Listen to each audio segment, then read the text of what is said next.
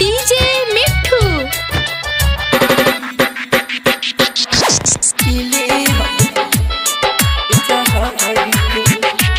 सुनी सुनी भोले दानी बुझी हमारी परेशानी जान के खातिर कुछ होके बाकी तोरा बना सुमारी तोरा बना सुमारी तोरा बना सुमारी। सुनी सुनी भोले दानी बुझी हमारी परेशानी जान के खातिर कुछ होके बाकी तोरा बना सुमारी।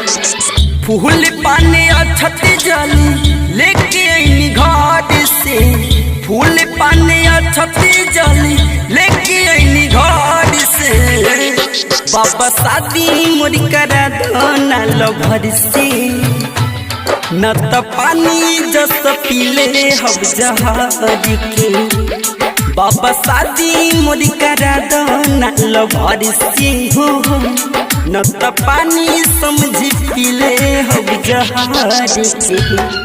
डीजे दयानंद दिलदार सरस्वती स्थान कठरा दीप टोल। डीजे मिठू।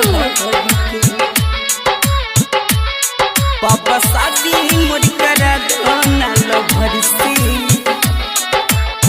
बचपन से प्यार बाबा उनके से कोई उनके लानी रे जलई परब उठैनी ए बाबा सुनी ना परब उठैनी बचपन से प्यार बाबा उनके से कोई उनके लानी रे जलई परब उठैनी। रोज रोज सुना तानी ताना गाँव घर से रोज रोज सुना तानी ताना गाँव घर से बाबा शादी मोर करा दो ना लभर से न त पानी जस पीले हम जहर के बाबा शादी मोर करा दो ना लभर से न त पानी समझी पीले हम जहर के।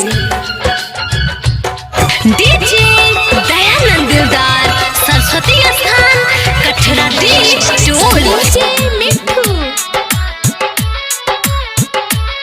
पापा शादी मोरी करा दो ना लभर से